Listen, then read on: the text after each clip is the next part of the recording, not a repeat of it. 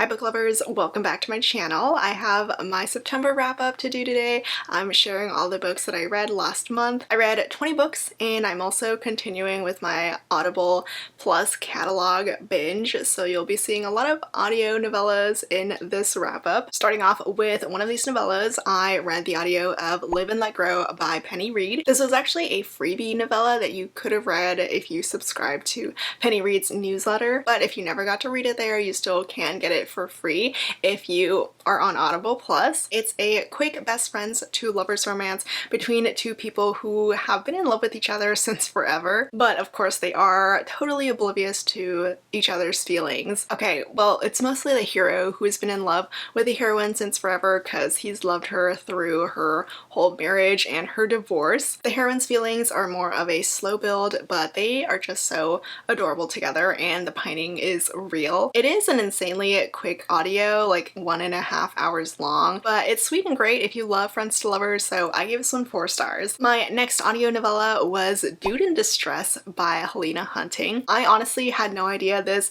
novella even existed until I was looking through the Audible Plus catalog. I really never saw Helena Hunting ever talking about it, but I did listen to it and I thought it was okay. I give it 3 stars. It's cute, but nothing too memorable. It's a spin-off of Helena Hunting's Shacking Up series. It's about 2 side characters who I do not remember from the original series. It's a road trippy sort of romance. The hero is on the way to a wedding when his car breaks down. The heroine sees him because she's also on the way to that same wedding. She tries to help him with his car because apparently she knows a lot about cars, but not enough because she can't do anything. His car is a lost cause, so they go in her car to continue with their road trip to that wedding. They have a rest stop where there's only 1 bed, but yeah, this was very short. You don't really get to know too much about these characters. It leaves you wanting more, but there isn't more. And then I read some Emma Chase books next. I read 2 books in her Getting Some series. I listened to them in audio. It has been a long time since I last read Emma Chase and I forgot how fun her books can be. I mean, nothing has topped the Tangled series yet,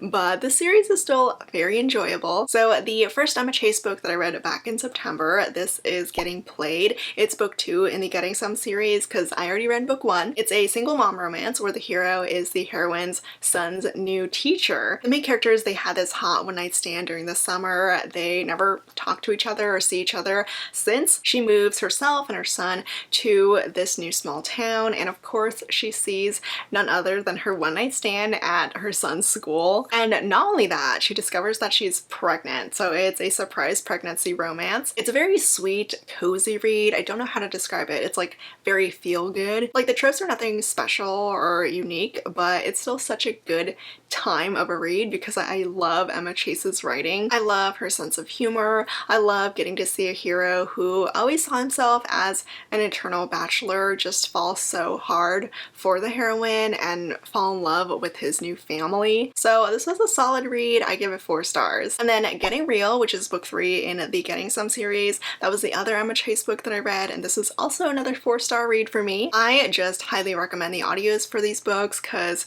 Andy Arndt and Zachary Weber are the narrators, so you know their narration is good. So yes, this is the 3rd and I think final book in the series. Emma Chase never wrote anything after this. It's a doctor-nurse romance with a single dad hero. It's a super awkward and adorable romance. So the hero is a doctor, he is divorced, he has 3 sons, and he's now finally trying to get back out in the dating scene. He's trying to put himself out there as a hot single dad. The heroine is an ER nurse who also works at the same hospital, and she has this giant crush on him. He has no idea about it though, but he finally sees her when she ends up falling flat on her face in front of him at a grocery store. Like I said, it's awkward, mostly because of the heroine, but it's still really sweet. Violet and Connor are set up to go to this wedding, so they're thrown together even more. They worked really well together, though Connor does hold back a little bit, like his hesitant side comes out because he thinks he's too old for Violet. There's a bit of an age gap between them. He's in his 40s and Violet is around 30. It was kind of funny though because he really saw himself as a predator even though Violet is a fully grown woman. But yeah, this is another fun romance from Emma Chase. The whole series has been 4 stars for me and it's definitely one of the better books that you can find on Audible Plus. Before I get into the rest of this video, I wanted to give a quick shout out to today's sponsor, Pippa Grant, and her newest release, The Gossip and the Grump. In this book, Sabrina Sullivan has the hottest one-night stand of her life with this gorgeous stranger, and it was so good that her pillow talk turned into her spilling all of her deepest, darkest secrets to this guy. It was easy for her though, just because she never expects to see this man again, but surprise, the guy she slept with and spilled all her secrets to is none other than the new owner of her family's mountain cafe. Unfortunately for her, it doesn't matter how much she liked him. With her family's cafe on the line, one of them has to go and it won't be her. The Gossip and the Grump is a one-night stand to enemies to lovers rom-com. It's about a woman who is desperately trying to unlearn everything she knows about everyone, a grumpy misfit hiding a secret heart of gold, an unfortunate incident with powdered cheese, and the world's biggest lap puppy. You can get it on Amazon now and read it for free on Kindle Unlimited. I'll leave a link down below for you to check it out. A big thank you to Pippa Grant for being today's sponsor, and now we can get back to the rest of this video. And then I read one of my most anticipated reads of the second half of 2023, which is Things We Left Behind by Lucy Score. Sloane and Lucien are finally here, and now that I've read their book, I am feeling a bit bereft just because it's over. The whole series is over. There won't be any more Knock 'em Out books after this, and I'm so sad about it because I adore the series. Okay, so first up, the anticipation for this book for Lucien was real. They have been teased since the very first book, and now we finally get the romance, and it was so good. If you've read the series, then you know that Sloane and Lucien have been enemies who have hated each other for some mysterious reason, and now we find out exactly the history that went down between them. What I loved about their enemies to lovers romance is that they were actually childhood friends. They were childhood friends and neighbors back in the day. They were so important to each other, which means that they wanted each other for literally decades, and when they finally do get together, it was fire. I was so glad that the chemistry was living up to my expectations because I knew that Lucien would be the hottest of the 3 guys. Sloane and Lucien's chemistry and tension is just unmatched compared to the other 2 couples in the series. And yes, Lucien loves to call Sloane a good girl. My only complaint about this book is that Lucien took way too long to get his head out of his ass when it came to Sloane. But other than that, I adored them so much. I truly have had the best time in the whole Knock 'em Out series, and I'm still not over the fact that it's ended. The series is the kind of small town romance series that I love to read, where I fall in love with not just the main characters, the main couples, but the whole cast and town. So this was wonderful, and I gave it 4.5 stars. And then my next read was also a very highly anticipated read because I love this author as a teen. It's The Blonde Identity by Ali Carter. I had been so excited to read this one, mostly because it's like the adult version of the Gallagher Girls series. That was a teen spy YA series that I was obsessed with growing up. I freaking love the whole Spy Academy thing, the romances, so I had some high hopes for The Blonde Identity, and I am so glad that it didn't disappoint.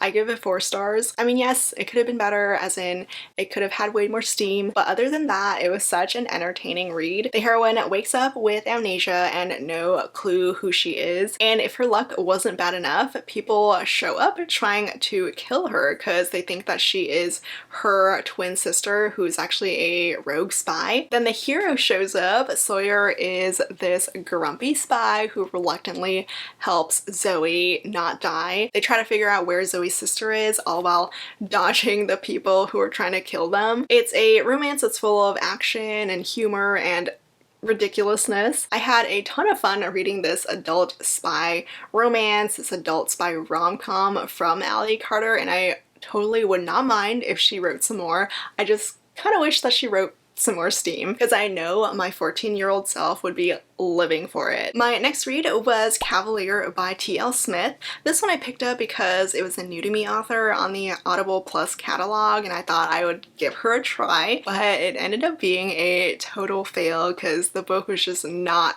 good for me. I'm giving it 2 stars. Cavalier is book 1 in the Crimson Elite series, which is the series about this sex club. I honestly don't even remember what I read after I finished this one because there was barely any plot to it. The writing felt very jumbled and I just did not connect with any of these characters. All they did was have sex and it wasn't even hot because there was no chemistry between them. But the story is basically about a heroine who is a waitress who quits after this bad customer encounter. The hero is at the restaurant, he sees all this happening and he ends up offering the heroine a job at his club as a bartender. He's part of this group that runs the Crimson Elite and he has some sort of job of hunting people down. I don't even know. But what happens after she gets the job, what happens with the plot here, I honestly could not tell you. It was so forgettable. Everything was told instead of shown. Like, this hero is supposed to be all dark and dangerous, but I never felt that from him because we never see him being dangerous. The writing was not it, and I just didn't have a good time. Next up, I read a rom-com. I read a lot of rom-coms last month. This one is Loathe Thy Neighbor by Tegan Hunter. It also didn't quite work all that well for me, which I was sad about because I have enjoyed Tegan Hunter in the past. Loathe Thy Neighbor is book 1 in the Roommate Rom series, and you guessed it, it's a roommate's romance. Before the main characters become roommates though, they are neighbors in this apartment. They hate each other. River hates Dean because he plays his music way too loudly, and Dean hates River because she reports him to their building manager. So the reason why they become roommates, Dean's apartment actually catches on fire, so River feels really bad about it and offers him a place to stay at her place. They still bicker as much as they usually do. It's just that now that they're in such close proximity, they are starting to realize how hot the other person is. So while I can't say that I loved their romance, it was fun while I read it. It was 3 stars for me. It's not the most amazing enemies to lovers romance, but it's good for an easy and silly read. I then read One Pucked Up Pack by Sarah Blue. I've been super curious about Sarah Blue after seeing some friends reading and loving her books, so I thought I would give her a try, but I've come to realize that her writing isn't really for me. Like, I tried to read Swallow Your Pride, which sounded so good. It's a dad's best friend romance. It's got age gap, taboo. But the writing was all telling and no showing, and I just can't stand that kind of writing. It's so boring to me. It doesn't make me feel or connect with the characters or the story. So I ended up DNFing that book, but I did want to give her another try. I wanted to try her Omegaverse romances because that's what she's more known for. So I read One Pucked Up Pack and it was okay. I didn't love it. I didn't hate it. It's a hockey why choose Omegaverse romance with 1 heroine and 3 guys. Charlotte is an Omega with a ton of abandonment issues that do predictably come up again in the book. The 3 heroes are alphas, they're hockey players, and the 4 of them, they make up this pack. They are all scent matches, and normally you find your scent match and it's done, you're set for life. But since this is a book and you need a plot and conflict, something happens that causes the pack to break up. There's a lot of time jumps after this, and because of it, I had a hard time connecting with the story. I love the idea of a hockey Omegaverse romance, but I just didn't think it was executed here as well as it could have been. It could have been so angsty, all the gut-punching emotions, but I wasn't feeling it. I'm giving it 3.5 stars. It was just too jumpy and not as good as it could have been. Next up, I read The War of Two Queens by Jennifer L. Armentrout. I have been a bit behind on the Blood and Ash series. I had only read up to book 3 and stopped there for forever, but I am trying to catch up now. So I read this 4th book and it was my least favorite of the series. I gave it 3.5 stars. I was a little sad that I didn't love this one more just because we do get Cass's point of view here. I don't think we ever got his point of view in the earlier books. I just wasn't as into the story here, and I'm honestly just waiting for the finale, like the final battle. I just want it to be over. I also don't know if I actually like the whole crossover between the series and the Flesh and Fire series. Like, this is a book where the 2 series finally meet in the middle, and given that I'm not a huge fan of the Flesh and Fire series, it didn't really make a big impact on me when I read about that whole thing in The War of Two Queens. Also, I know people are very polarized over that one scene in this book. I won't say what it is because of spoilers, but I personally did not mind it. Things were leading up to it and it was more like, will JLA actually go through with it? The thing about the scene though when it happened was that JLA wrote it in such a vague way that you could probably turn it into whatever kind of scene that you personally wanted. I don't even know if that makes sense, but I'm trying to be as spoiler-free as possible, but it was just so vague that when I got to it, I was like, oh, is that it? Overall though, I just didn't love this installment, but I am gonna continue with the rest of the series. I did read another Penny Read audio novella this month. This is a beauty bonus. This is basically just a collection of bonus scenes, deleted scenes from the Winston Brothers series, and since I love that series, I give it 4 stars. It was very fun to be back in that whole world and back with these characters. So if you're a fan of the series and you want to see more of these characters, then I do recommend listening or reading to this novella. It's a short, quick read, and it is on Audible Plus. One of my favorite reads of September was An Earl to Remember by Stacey Reid. I love a good amnesia romance. I love Stacey Reid, so I knew that she would kill it, and she did. It's one of my new favorite Stacey Reid books. It was so much fun. It's got this great setup where the heroine gets hired as a chef on this yacht that's owned by the hero. As soon as this Earl sees her, as soon as Daniel sees Georgie, he instantly wants her. He is very intrigued by her. He has no idea who she is, but he feels this connection, and unfortunately his mistress at the time sees all this happening and she finds a way to get Georgie fired, all while making Georgie think that Daniel was the one who fired her. Georgie is so pissed about it, but she is forced to go home. But when she does get home, she finds out that Daniel had fallen overboard his yacht and now has amnesia. He has no memories and doesn't know who he is. Georgie, she partly panics but also partly wants revenge against Daniel for firing her, so she claims that she is his wife, that they're married. And this whole fake marriage thing, while I do feel bad that she lied, it was so funny. Like, these two are from very different classes. Daniel is an earl, he is wealthy, Georgie is very much working class. So it was pretty funny to see Daniel at that working class level and trying to break up fights at a farm between chickens and pigs. I adored this whole thing though. I loved seeing Daniel getting to know Georgie, getting to know her whole family, being a part of this farm. It was just very sweet and entertaining, but also you are waiting for the other shoe to drop, for him to recover his memories. And even though I did feel bad about Georgie lying to Daniel, I still loved it. It made for a very fun read, and I give it 4.5 stars. My top favorite read of September was Follow Wrath and Ruin by Jennifer L. Armentrout. This book was such an easy 5 stars for me. Like, it's been a long time since I've read and discovered a new fantasy romance series that I instantly fell in love with, where I didn't have to get used to the world building to really get invested in the story. This one was just an instant hit for me. I love the characters, I love the romance, I love the potential of the romance. I thought the world was super interesting, and since it is JLA, she always writes her fantasies in a very palatable way. This one is a brand new series. It's a brand new fantasy world from JLA. It's not related to Blood and Ash at all. It's about a girl named Liz who has the power of intuition and she uses it to her advantage. She's a sort of fortune teller for a baron. Like, she helps him stay successful in exchange for his protection. He is not the hero though. She comes across the hero when he is on the verge of dying and she saves his life. He is not just a regular guy with some bad luck though. It turns out that he is this very powerful prince. Thorn is one of the most powerful beings in their whole kingdom, and he is known as a very dangerous guy. After she saves him, he shows up at the estate where Liz is living with the Baron because he's just so intrigued by her. He has never met anyone like her and he wants to know her more. Thorn was such a fascinating character and I love the dynamic between them. He's powerful and so possessive.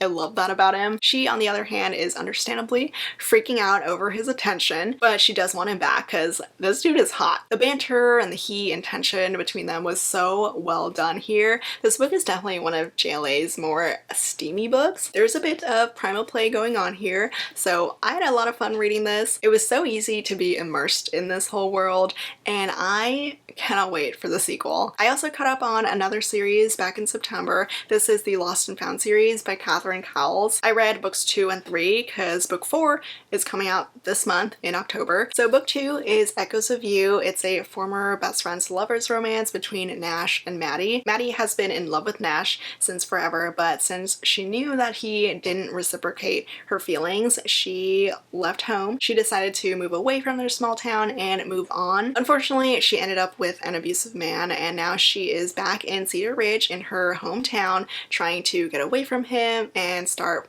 again. When Nash hears that Maddie is back home, he gets so happy. He missed her so bad over the years. He felt so lost without her, but he's a little dummy and very oblivious because he's confused about why Maddie is pushing him away. He does get his act together though. He does realize how important Maddie is to him, and when he finds out about what Maddie went through, he becomes so protective over her. Like, he's all sweet and kind and understanding, and he just wants to show her all the love that she deserves. And since this is Catherine Cowles, we do have some suspense going on with Maddie's ex, which only makes Nash even more protective over Maddie. It's angsty and emotional, and I love these two so much. I'm giving them 4 stars. It's not like the typical friends to lovers, just because there is this long period where they were not friends. They were apart for a long time, but once they reconnect, it's so beautiful. And then book 3 is Glimmers of You, which has all the good tropes. It's Caden and Gray's romance, which has brother's best friend,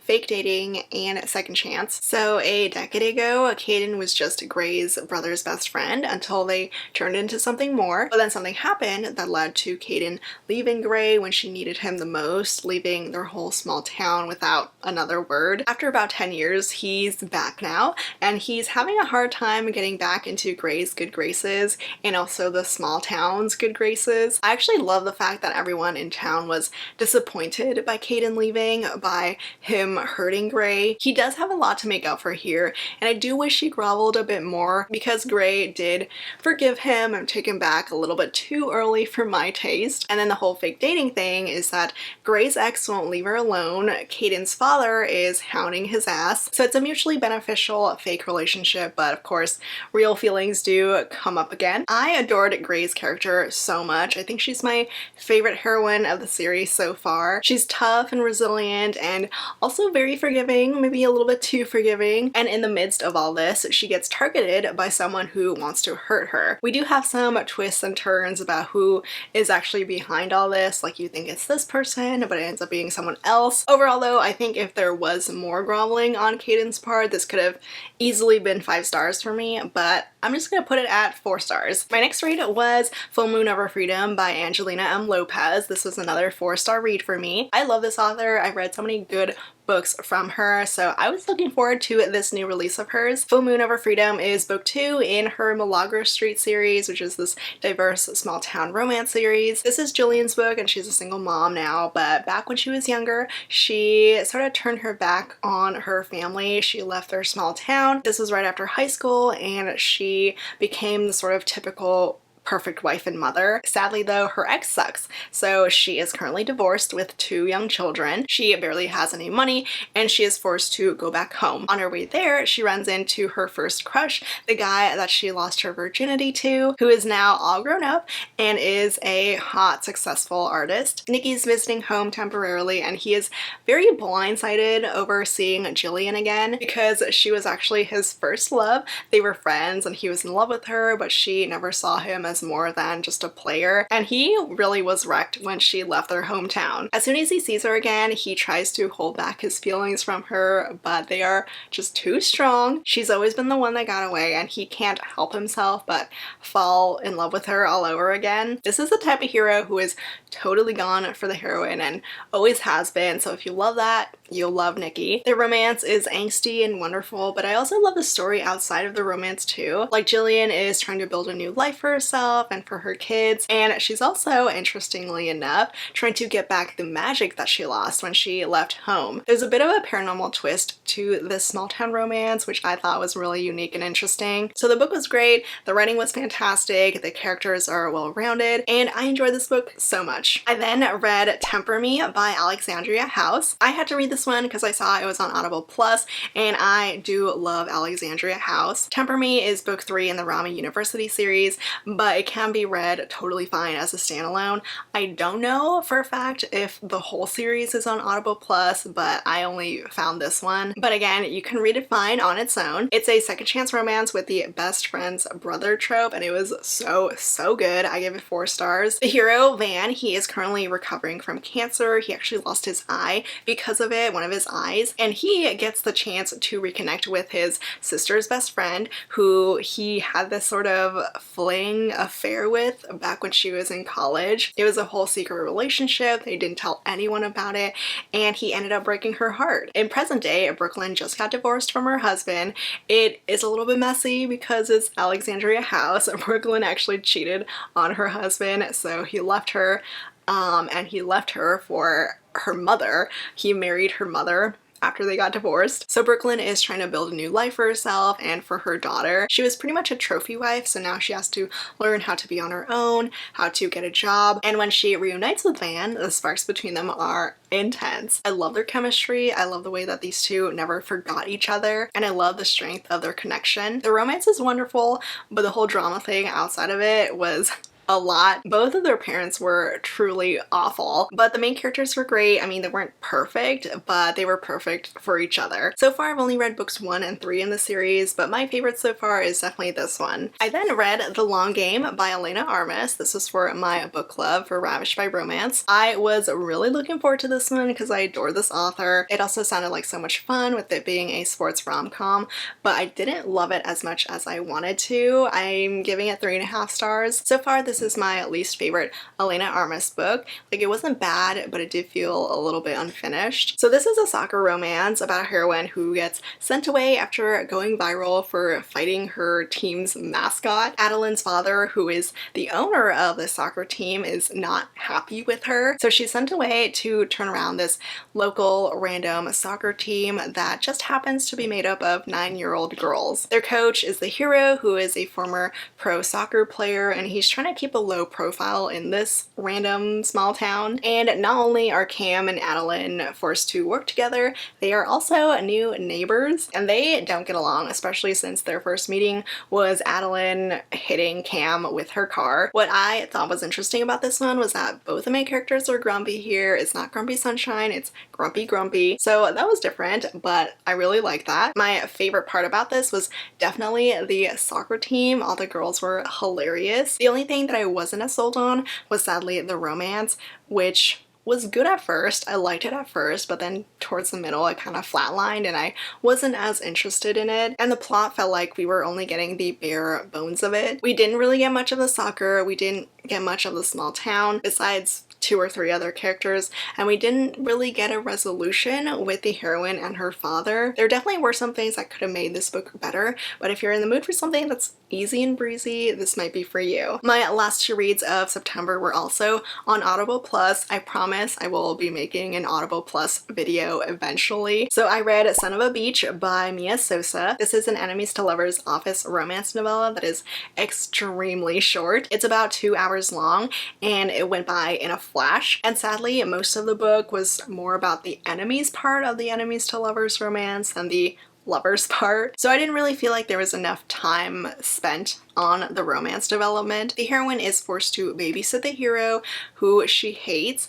during this swimsuit photo shoot in the Bahamas. They bicker constantly, and the romance doesn't actually start to develop until way later in the novella. So honestly, the ending here feels more like a happy for now ending than a happily ever after. It definitely had a lot of good potential to be a great enemies to lovers office romance, but there really isn't too much to this novella except maybe the banter, so I gave it 3 stars. And then my final read of September was Well Played by Penelope Ward and Vi Keeland. This was not the best read for me. I'm giving it 2.5 stars. It's yet another single parent romance. I read a lot of single parent romances and a lot of rom-coms for this month. So I've read Vi Keeland and Penelope Ward before, but I can't say that I love their books. But again, this is on Audible Plus and I'm trying to make the most of it during my last few weeks. Well Played is a sports romance between a quarterback hero and a single mom. Their relationship is a little bit messy because the hero is her son's uncle. Presley was engaged to Levi's brother, but she finally left him because he was a terrible dad and a cheat. So now at the beginning of this story is Presley and her son moving moving in to this inn that her son has half inherited. The other owner of this inn is Levi, who's not happy to see Presley just because his brother has told some awful lies about her that made her look like a bad mom. He also wants to sell the inn, and she's like, no, I want to stay here and renovate it. So they start off on this enemies note, but that quickly gets resolved, which I was a little sad to see. I wanted the story to be more enemies to lovers because there wasn't much going on to it besides that. Like, nothing besides the enemies part really stood out to me and didn't have me annoyed. I was not a fan of the heroine waffling over her ex when he predictably shows up again. The only thing that I did like was Levi's relationship with his nephew. He basically becomes like a surrogate dad. So that's kind of why I'm giving this like a 0.5 star bump from just a flat 2 stars, because I did really like the kid. And that's it for my wrap up of September. Those were all the books that I read last month. Let me know your thoughts if you read any of these same books, or if you have any of them on your TBR. Let me know. As always, links to everything will be down in the description below. Thank you so much for watching, and I'll see you all next time. Bye!